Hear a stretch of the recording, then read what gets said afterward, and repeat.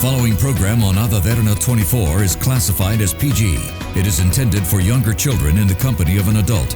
It may contain some suggestive dialogue, infrequent coarse language, some sexual situations, or some moderate violence. Viewer discretion is advised.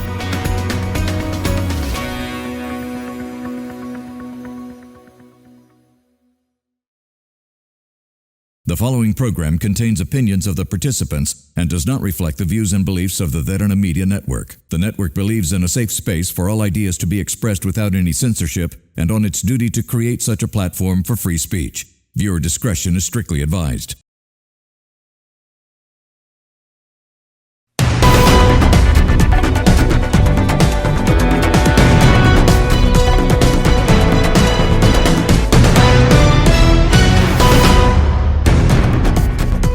Hello and welcome to TPS, the program that we have carefully curated to answer the questions that the general public of Sri Lanka has and have deemed extremely important. Now, for the past couple of weeks, we've been speaking on the budget, whether the budget is actually factual enough for it to be probable for the current government to implement to Sri Lanka, and whether or not the current focus is properly sent towards the correct industries.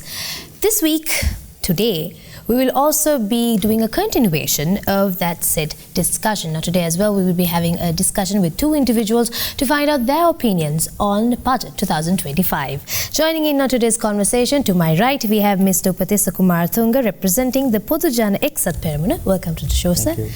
And of course, to my left, representing the Samagi Jana Balavega, we have Mr. Anuradha Wimalaratne. Welcome to the show.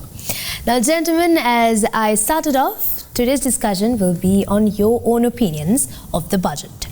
Is it right? Is it factual? Is it probable? And is it the correct course of action for Sri Lanka? Let's start with you, Mr. Upathissa. What are your thoughts on this year's budget? Thank you inviting for this program, especially TPS. Actually, this budget is, I think, the widespread anticipation of low-income peoples. Government, especially Honorable Anuradha Disanayaka, he gave promise on the presidential campaign stage, a lot of promises to the people. So they have a lot of anticipation and a lot of targets and lot of dreams to increase their lifestyle and a lot of things. So actually I like start this session according three segments. We can divide this budget into three parts. First is macroeconomics parts, then economic equality of opportunity. This include microeconomics, actually tax income like this, and welfare government, welfare facilities. So government, we know government revenue and grants is 4,990 billion rupees, and government expenditure and net lending is 7,190 billion. Then deficit is 2,200 billion. Deficit is 2,200 billion rupees. So anyway, any places, so in the parliament debate, government not say how they fill this deficit. So actually, this is a very beautiful words in this budget, and lot of dreams to the people. And I think this budget is a budget have lot of beautiful words. We can't say how they implement these promises, this program, these projects in the ground level. Actually, this is I think I like to say this is a dreams, and this is a beautiful word in this budget. So the budget, according to you, Mr. Upathissa, is just a beautifully dressed up budget with a lot of fancy words, with a lot of dreams that have been put into it, but whether it can be really put forward and implemented is questionable. What about your opinions, Anuradha? Do you think it's the same, or? First of all, Sanami, thanks for having me here. Well, this is the thing. I think this is a budget that we could have expected. Because as the old saying goes, if you keep electing clowns, expect a circus. Look at the budget, I think my colleague here explained it very well. He broke it down. See, the budget you are seeing, like crux of the matter, is this is an IMF budget. This is mainly about taxing the people to cover the deficit, right? And on top of that, they have come up with, as my colleague said, a lot of beautiful programs, right? But there is no money allocated for it, right? And the deficit, budget deficit, is a staggering 2,200 billion, 2.2 trillion rupees, right? So, how are they going to cover this? Is there any plan in this budget to increase revenue of the country? No. Are there any plans in this budget? No, right? So, come next year, they will have to borrow this, no? They will have to borrow it, right? And then they are going into borrowing, which was not what they said during the elections. Right? Because we already have 2,950 billion loan interest to pay anyway. Exactly, right? And that's going to get added on to the next year's budget. Are there any policy proposals to improve income in this budget? No, right? So basically this is a children's budget, right? IMF has said, this is what we want, and they have said, yes, okay. And then going on the normal NPP way, they have, added more lies into the budget to, garnish it, right? But this is a very dangerous budget, right? Because we are going to be more in debt by next year, and we will have to start paying those. Are there any plans? Nothing, right? And they're actually taxing those YouTubers and digital infrastructure as well. What is that going to do? That is going to make our products more costly. Export service. Right? Like imagine. Now the thing is this. I don't know, whether there's any point, him and me sitting here and, talking about the budget, because the government is not coming to answer, right? You guys try to get someone here, no? Right? I know most of them don't come because they don't want to face it. And some media organizations, they are avoiding anyway because they will only go to scripted programs. Right? So, I don't know, because I think it's a very dangerous budget, and I think most the goals that they are setting for themselves, they are not going to be able to reach. But at the end of the year, by next year, we are going to be in a bigger hole than where we are. So speaking of the goals that the government have already set, now the biggest conversation starter for this year's budget is the 5% expected economic growth in 2025. Now, according to you, do you think this is probable, the 5% growth rate? How? They should say how, right? And they haven't said anything about that. How can we grow? Have they, allocated any money into, like maybe tourism or anything? Nothing. And, they were talking about corruption, right? And now there must be no corruption. Where are those reductions? We are not seeing any of that, no. Electricity bills are still at staggering levels. Fuel prices are still at the same level. And, they are saying they can't even, change it for the next 2-3 years. Right? What are they doing to increase revenue? Show me anything in this budget that says, here, this is what we are going to do to increase revenue. Look at the spending on education has come down to 0.95%, less than 1%. How? At the same time, they've allocated a lot of funds into military and such as well. Speaking of areas of the budget that the government have decided to spend on, now tourism I think the government had allocated about 500 million, if I'm not mistaken. 500 million rupees. 5 billion 5 billion USD. Yes. Now, in that case, now since Ms. Upathissa, you come from a massive tourism background and actually educated yourself in it, and now the government's plan is to actually dump this money, or use this money rather, in projects such as Anuradha and such to restore our historical sites, to build up that level of tourism.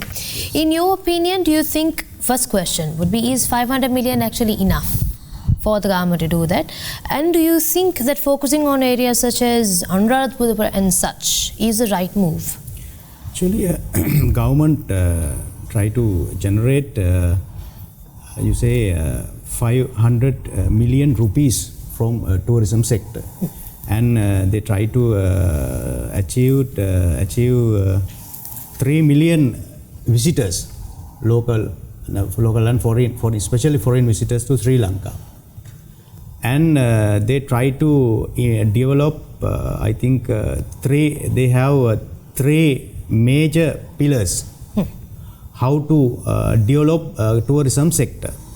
One thing is infrastructure development, and infrastructure development is include roads, hotels, and so many buildings and things.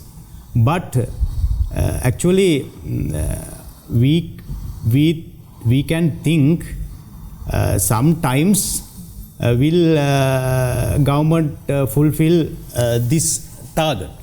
But main problem is, we know the government try to create a new 100 tourist destination like Polonnaruwa, Yapahuwa, Sigiriya, and especially in the mountain area, beach area, 100 tourism destination. But problem is how they cater, how they service to the visitors, especially foreign guest, foreign tourist. I think we should develop our service sector, tourism service sector, especially tourist sector, service sector, like in the hotels, staff, professional skills, so many things we should develop to fulfill this target. So I think 500 they try to expend 500 million rupees, but this not enough to their target to achieve their target. So 500 million is not exactly enough. Now, Mr. Upathissa, you mentioned that for Sri Lanka to prosper, for us to gain more revenue, we need to focus on improving our services sector, improve the service exports that we have. Now, if this is an open question for the both of you, had it actually been up to you all to decide what we will be spending money on what, or the action plan? Now, Sri Lanka, or rather, when the budget was presented by our now current President Anuradha, it was mentioned that this budget is to sort of recover from the financial crisis we had. That was how we introduced the budget to us, and these are the sort of ways that we are going to do so, and these are our respective allocations, and these are basically P&L for our country.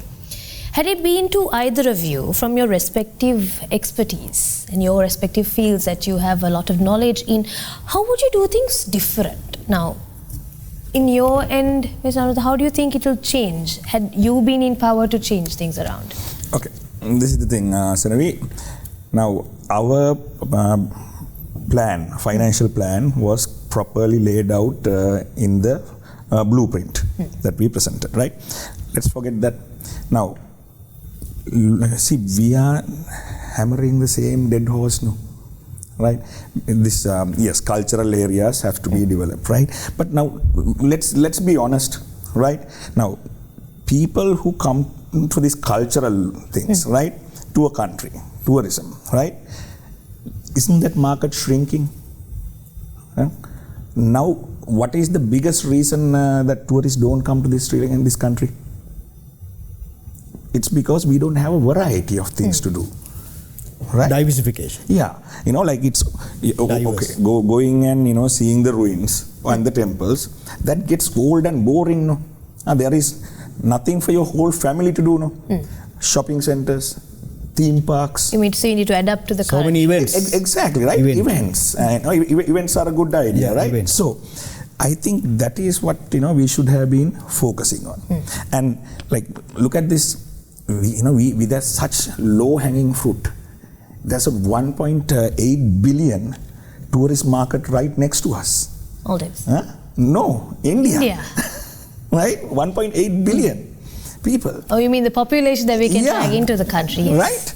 See, we should focus on those things. Sri Lankan Airlines did a very good one, that Ravana Trail or Rama Trail. Yeah, that was a good one. So I think those are immediate things.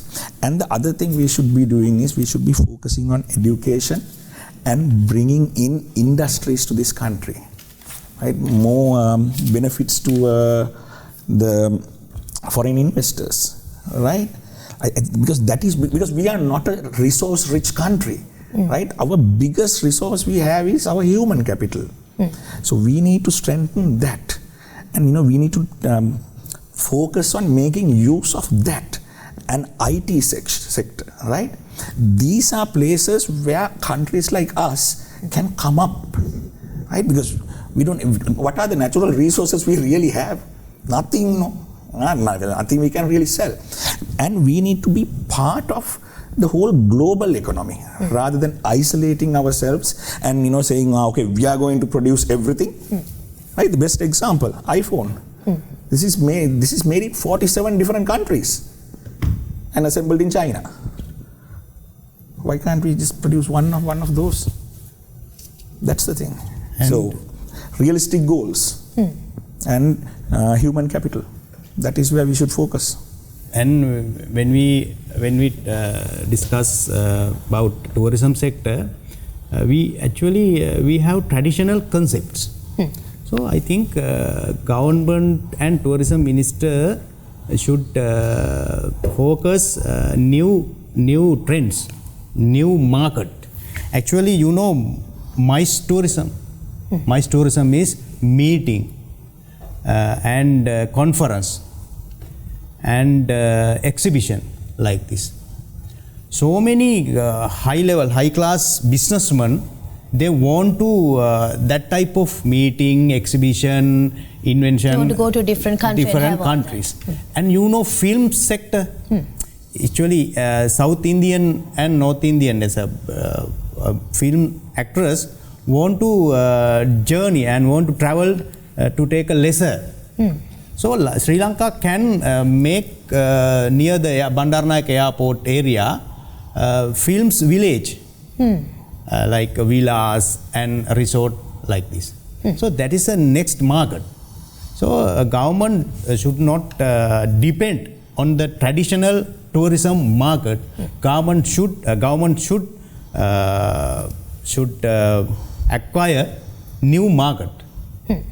So it's not that the government is trying to, it doesn't seem like from the budget they're going to do something different. It doesn't seem like they're going to try something new, or rather they're going to stick to the same railway path that was always there. So from what the gentleman of course mentioned, I got an input from Ms. Anuradha to say that we need to capitalize on what we are good at. Sri Lanka is good for our human capital, we need to capitalize on that. And from Mr. Upathissa's end, traditional tourism is not going to stick anymore. The world is changing, our generations are changing, people's ideologies are changing. Now, with that, of course, there's a bit more that we have to discuss with these two wonderful gentlemen with regards to the budget. But before that, we'll go for a short break. This is TPS. We'll be right back.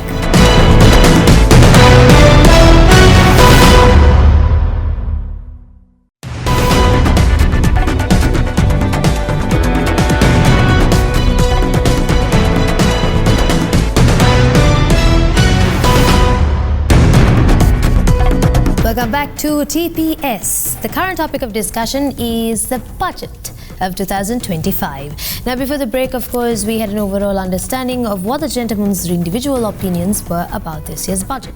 Now, we're going to talk about something that caught everybody's eye, something different in comparison to other budgets, and that was the amount of money that the government was willing to invest on our digital economy. Now, this year's budget, of course, brings in about 3 billion rupees allocated for this particular digital initiatives, which also ties into the fact that the government wants to establish a digital economic authority and a Sri Lanka unique identity project.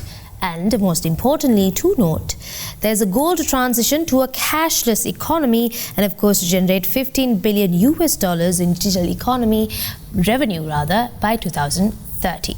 Now, Ms. Anuradha, do you think this is probable? Because it's a different initiative. It's one with the world, one with the common trends.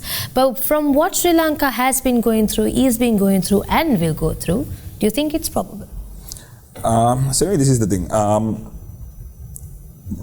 It's a very good idea, and because this is something we have always been advocating, that we need to go to a digital economy. We need to digitize everything, because that would be one of the key ways to stop corruption. Definitely. Right, because there's a blueprint for everything. Exactly, right, and everything can be traced, and globally that is how it has happened. And I think India actually was really successful in digitizing, and to a very long extent, they have been successful in not eradicating corruption, but reducing it significantly through that initiative.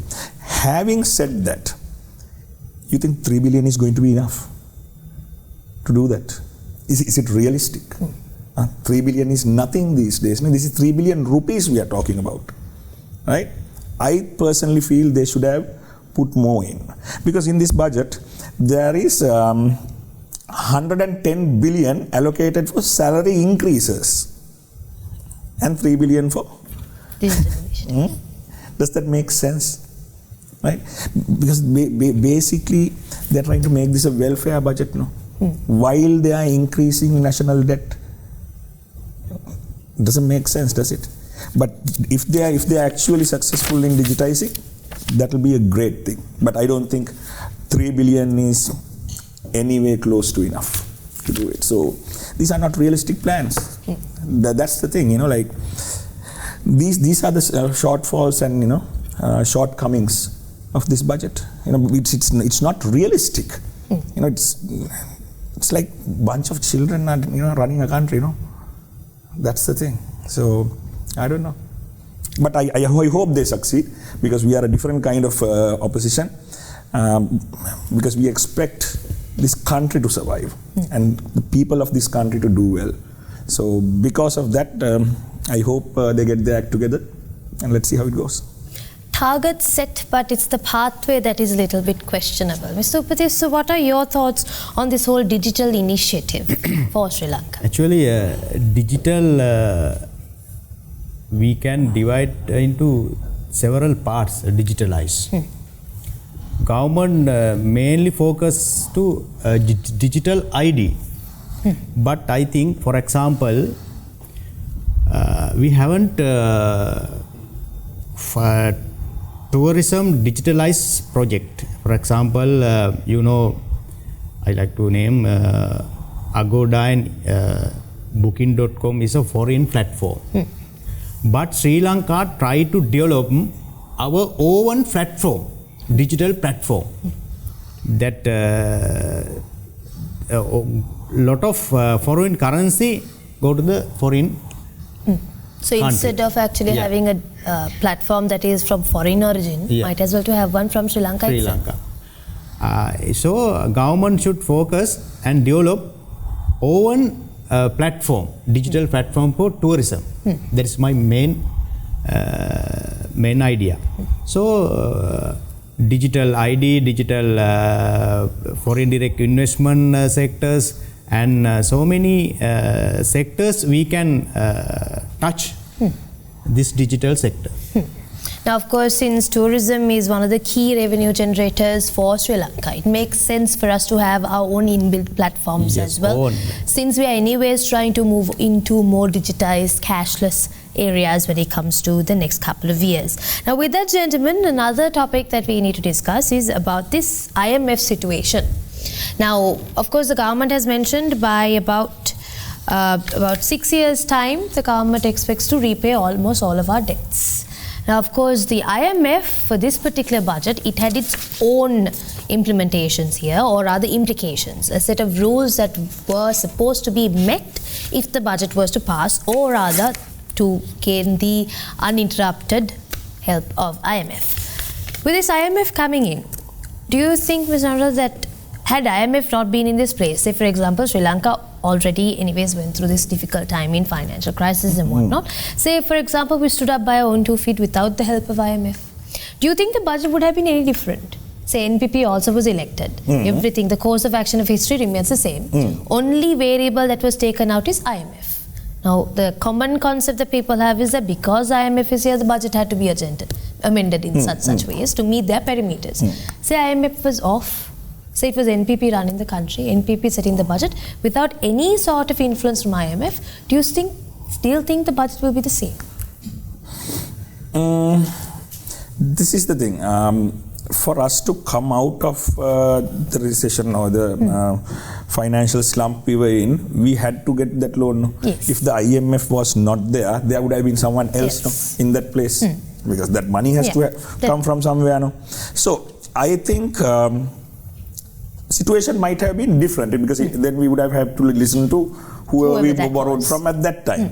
I think listening to IMF, because like we were always pro IMF, we were the first ones to say that we should go for IMF. Sajith was the first one to mention it in Parliament. So I think it's not about IMF itself, because IMF has become a demon that our politicians use, like when we were kids, our parents used to scare us with. IMF is not a organization like that.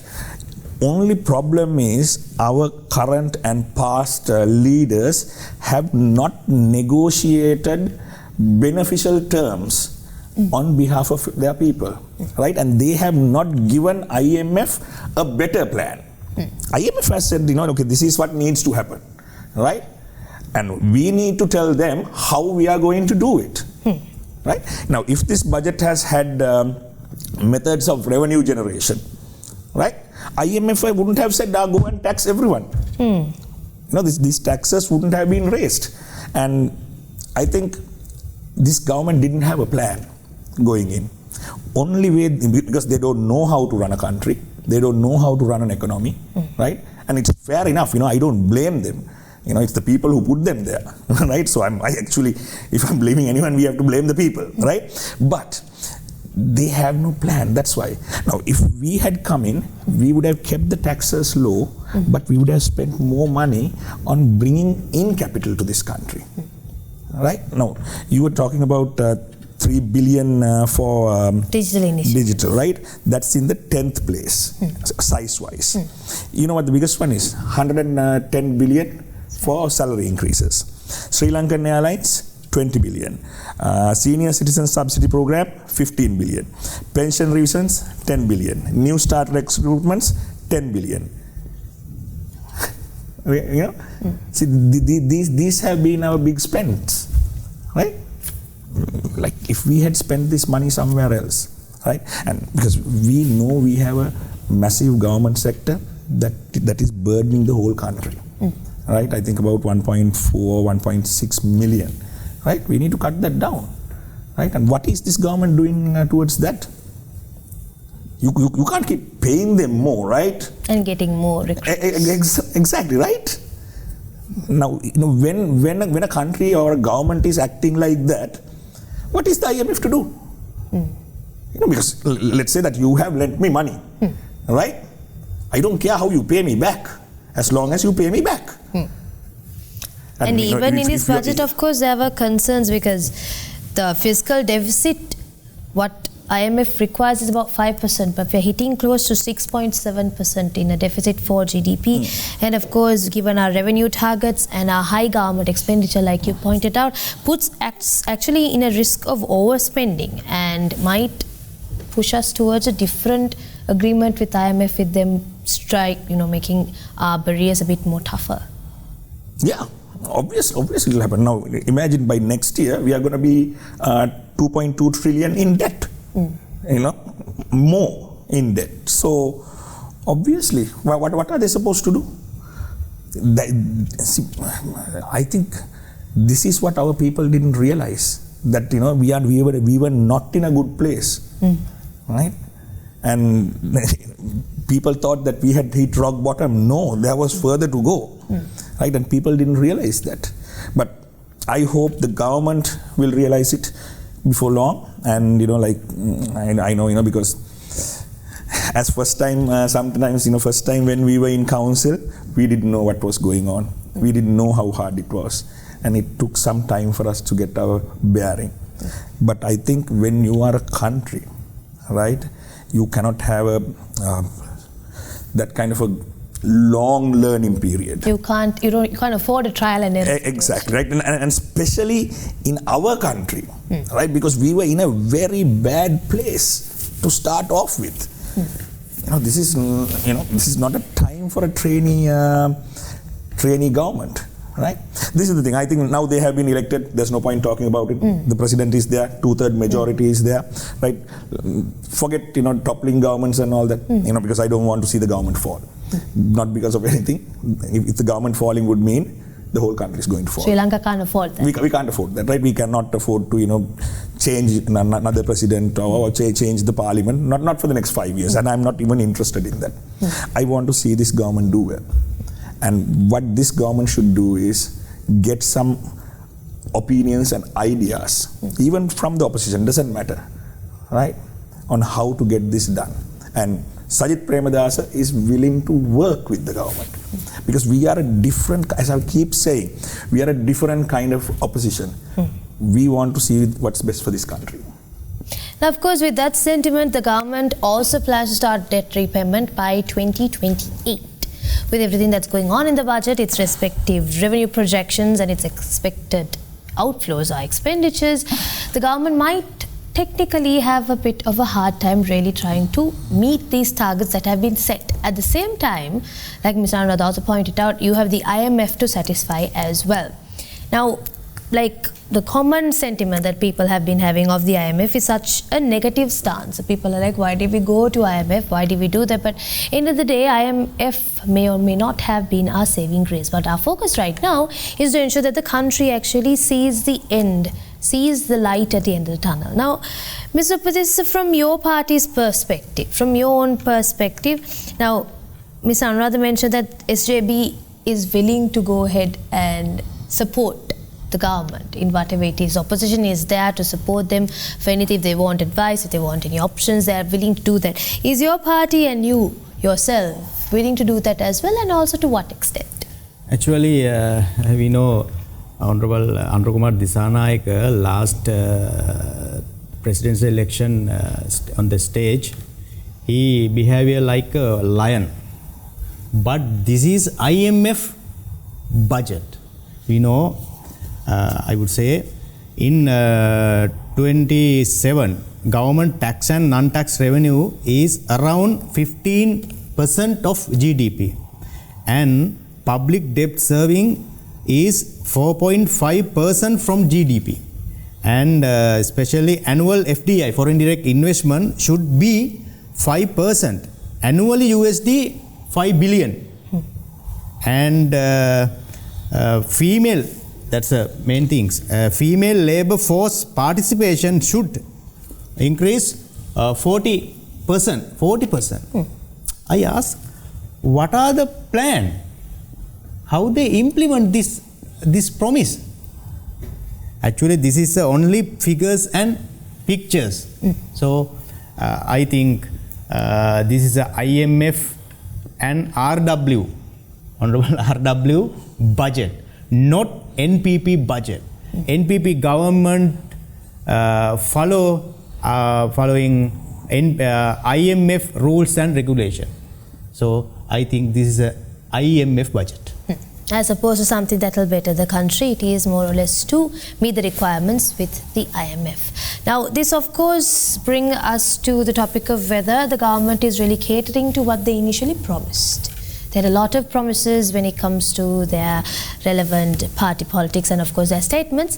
But then I feel like we need to dive into that after this short break. This is TPS. We'll be right back after this short commercial break.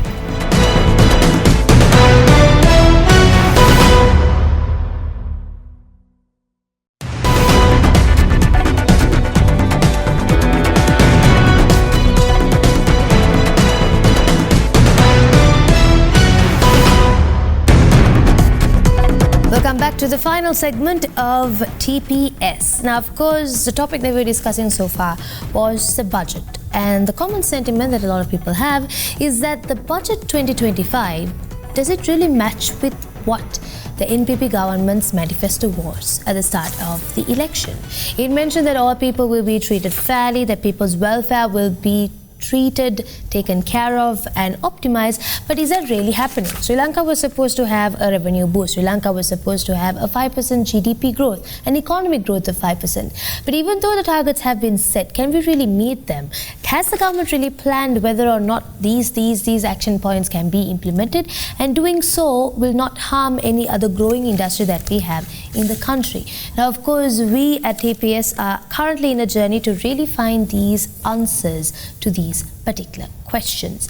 Now, of course, gentlemen, to close things off for today's discussion, what are your final thoughts on the budget 2025? I want you to consider all industries that are in Sri Lanka, the past, the present and the future of our beloved country, and of course your own key inputs that you could have put into the government. Now, the common sentiment that I've had during all of these discussions is that no party wants the government to fail.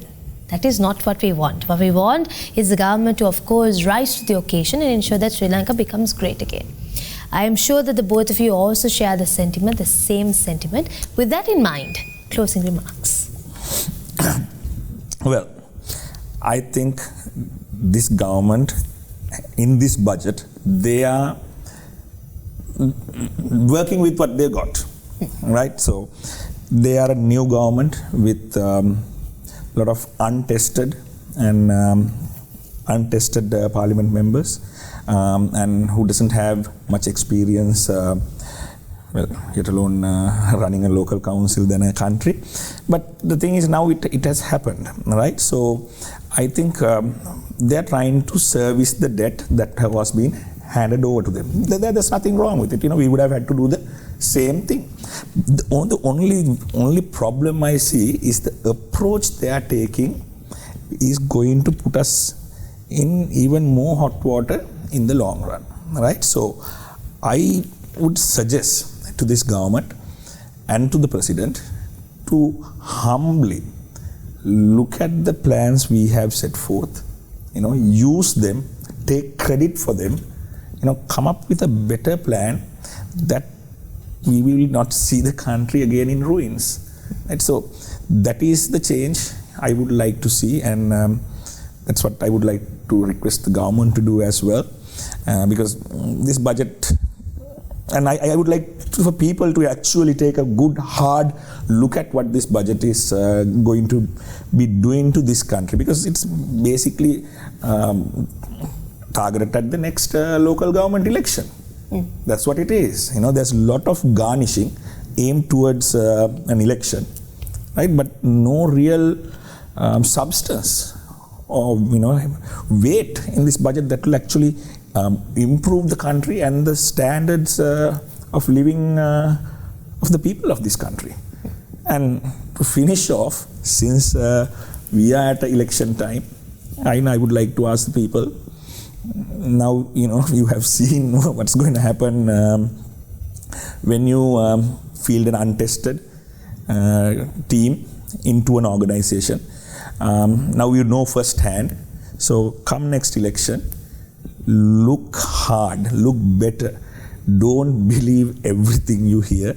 As Lord Buddha said, actually think from your mind, can this really be done? And then go with a team like that. Thank you, Mr. Anuradha. Mr. Upathissa, what are your final remarks? And on this budget debate, Honorable Lalkantha says very beautiful words about this budget. He said, economic democracy. This budget is an economic democracy budget.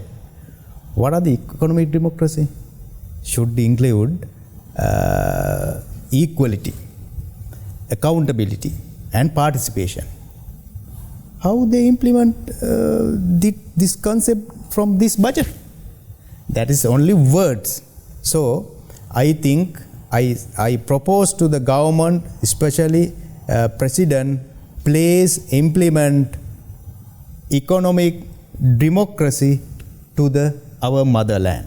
That is my suggestion.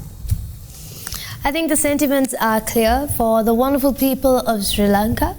It's up to you to decide what happens with our country next. We have a new government. They have presented their proposal for what is to be done with our country, the action plan to sort of improve the motherland. It is up to you to work towards it along with every one of us that are in this wonderful country and to, of course, make the necessary changes. Once again, our program is here to ensure that you have the answers to the questions that you care about the most. And I think the two wonderful gentlemen that joined in on today's conversation presented their respective opinions and that of their party, and of course to show support to the current government to ensure that the country, like I mentioned earlier time and time again, prospers in the future. So thank you so much, gentlemen, for joining in.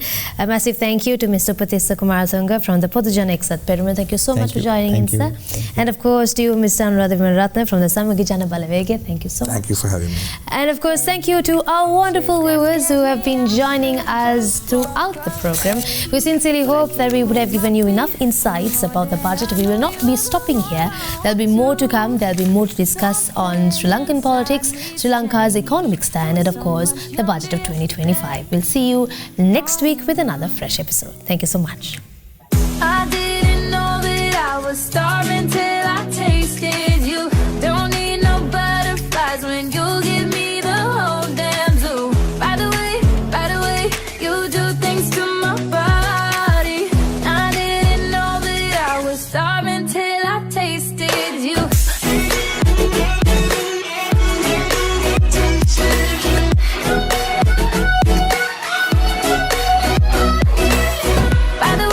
By the way, you do things to my body.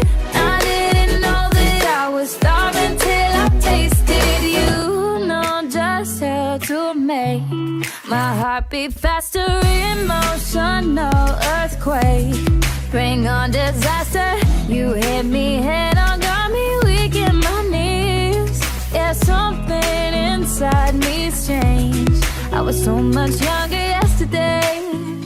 Yeah, so much younger yesterday.